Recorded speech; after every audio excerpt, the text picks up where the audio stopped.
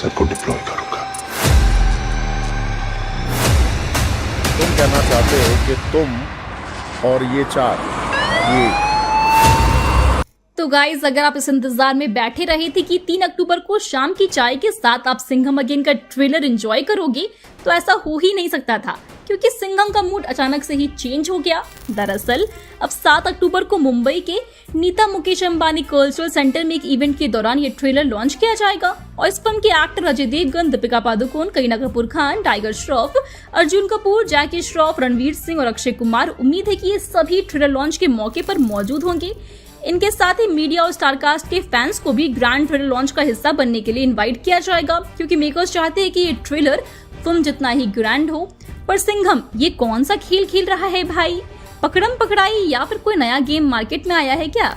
ऐसा हम इसलिए पूछ रहे हैं क्योंकि 6 अक्टूबर को भूल भुलैया 3 का ट्रेलर आने वाला है और उसके एक दिन के बाद सिंघम अगेन का ट्रेलर आएगा। तो हाँ, रोहित के दिमाग में फिलहाल बहुत कुछ चल रहा है, क्योंकि फिलहाल वो डिमांड में है ना। जैसे कि सिंघम और कॉप यूनिवर्स की ब्रांड वैल्यू के चलते अमेजॉन प्राइम वीडियो ने अब 130 करोड़ रुपए में सिंघम अगेन के डिजिटल राइट्स खरीदे हैं। तो इसके चलते रोहित सिंघम अगेन को लेकर एक कदम आगे ही रहना चाहते हैं। वो भूल भुलैया 3 का रिस्पांस देखने के बाद ही अपने प्रमोशनल कंटेंट को रिलीज करना चाहते हैं।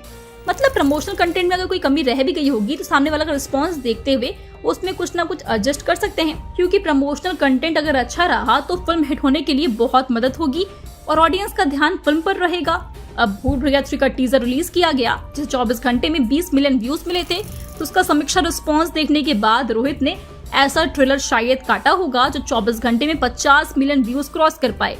पर उससे भी पहले वो भूल भुलैया 3 के ट्रेलर का रिस्पांस देखना चाहते हैं।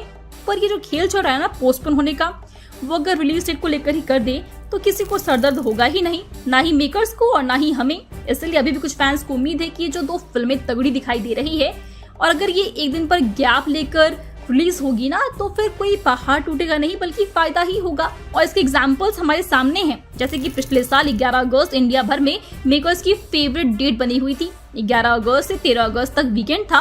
14 अगस्त के सोमवार के बाद 15 अगस्त को इंडिपेंडेंस डे का हॉलीडे था, यानी कि फिल्मों के लिए एक बड़ा मौका था। इसलिए 11 अगस्त को बॉलीवुड से गदर 2 और OMG 2 एक साथ रिलीज की गई थी और साउथ से 11 अगस्त को मेगा स्टार चिरंजीवी की भोला शंकर आई थी और 12 अगस्त को फिल्म उस्ताद रिलीज होने वाली थी।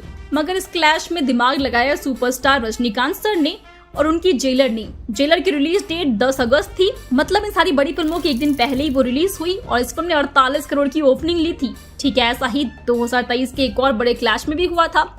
शाहरुख खान की डंकी और प्रभास की सालार क्रिसमस वाले वीकेंड में रिलीज हुई, मगर जब सालार की रिलीज डेट 22 दिसंबर अनाउंस हुई तब डंकी को एक दिन पहले 21 दिसंबर को रिलीज किया गया और डंकी जैसी हिंदी फिल्म ने 28 करोड़ की इंडिया में ओपनिंग ली थी और वर्ल्ड वाइड 58 करोड़ रुपए की ओपनिंग ली थी और बाद में डंकी का टोटल कलेक्शन 430 करोड़ रुपए हुआ था। तो क्लैश के इस खेल में नुकसान होने से अच्छा है कि एक दिन पहले ही कोई फिल्म रिलीज करो, क्योंकि एक दिन से भी ना बहुत कुछ हो सकता है, अच्छी ओपनिंग मिल सकती है और यही भूल भुलैया 3 और सिंघम अगेन वालों को समझना चाहिए। पर इन दोनों फिल्मों के मेकर्स वेट कर रहे हैं कि सामने वाला अपनी रिलीज डेट कब पोस्टपोन करेगा। पता नहीं इस सब में इन दोनों का क्या होगा। वैसे दोस्तों, आपको क्या लगता है हमें कमेंट्स में जरूर बताएं। साथ ही वीडियो अच्छी लगी हो तो वीडियो को लाइक और शेयर करें। Become an actor in Bollywood. WhatsApp hi to 8828850088.